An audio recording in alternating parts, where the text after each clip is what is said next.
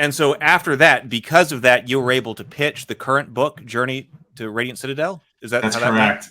That's correct. As I was writing for Calicar and writing for Ravenloft, um, I just, Heath, I ended up having so much material that I was building out for Calicari. I mean, tons and tons of material that like did not end up in that book because there's word count limitations. Right. I thought it would be amazing if I could write more like this and it made me realize there was also pressure.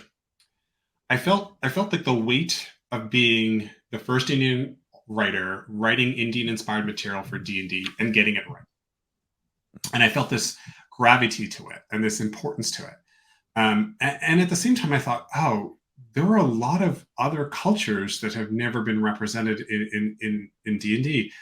I think something like I did a little bit of a survey, and it was like something like 80% of all the world's cultures have not been seen in D&D, particularly by a writer from that culture. And I was like, wow, this is a great opportunity to do something that hasn't been done for D&D. So at the end of it, I talked to Wes, who was the lead on Ravenloft, and I talked to Jeremy Crawford, who's one of the two game architects for D&D. Basically, him and Chris Perkins, are creating the rules and creating the whole structure, and they report to Ray Winninger, who's the executive producer, but they've been the game architects for a while now. So I knew Jeremy as well, and so I reached out to Jeremy and Wes, and I said, hey, I'd love to see a book written entirely by people from non-white cultures or just non-Western cultures that we haven't seen before in D&D, and have the writers write from their own lived experiences and their backgrounds and kind of delve deep into it, because it just hasn't been done. And I think it's an exciting opportunity to explore some new ground and add some new material.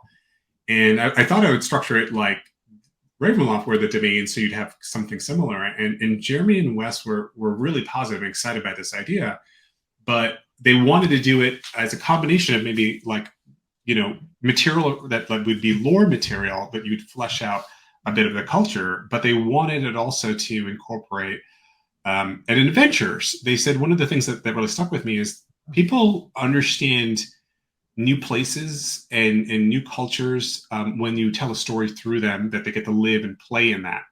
And that made a lot of sense to me. So Journey to the Radiant Citadel is both an adventure book, but it also has a lot of like new setting material and location material. And what I was surprised, because in this meeting, not only did they agree to the idea, but Jeremy said, hey, I think you should co-lead this with Wes. And that blew me away. But Jeremy knew my full-time work, and he knows I lead teams internationally and in the US.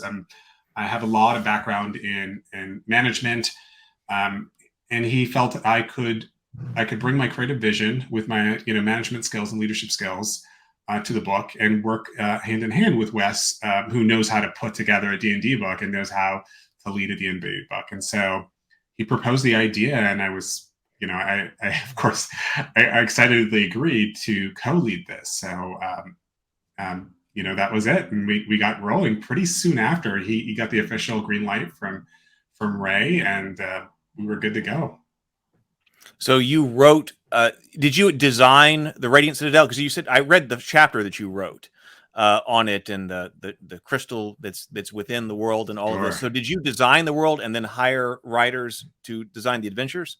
So the way it works is I created the concept of the book, and I created the vision docs for it, right? So there's sort of like a mission statement about what are we trying to accomplish with this book, and what are the parameters for the book? What do we want in it, and what don't we want in it? I built out all the vision docs for it, and then I hired or Wizards of the Coast hired, because they didn't work for me, but I was a project lead.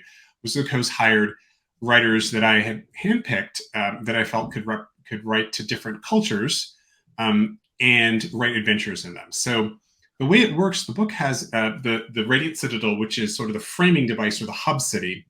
And that hub city, if you read the first opening chapter, or the introductory chapter, which I did write, there's these Concord jewels that can transport you to different locations. And those Concord jewels transport you to other locations in the book, and then those are completely different, almost worlds or areas, or cities, city-states, kingdoms, and you will get in that book information about each of those different locations and an adventure that takes you through that location.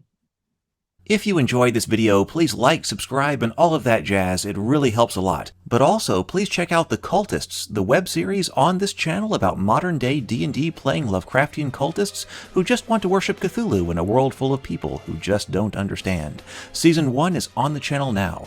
But also, please check out my YouTube channel. I have over 150 videos on tabletop games and the fantasy genre. If you've enjoyed this video, you might enjoy many of them as well. I look forward to seeing you for them and many more videos to come.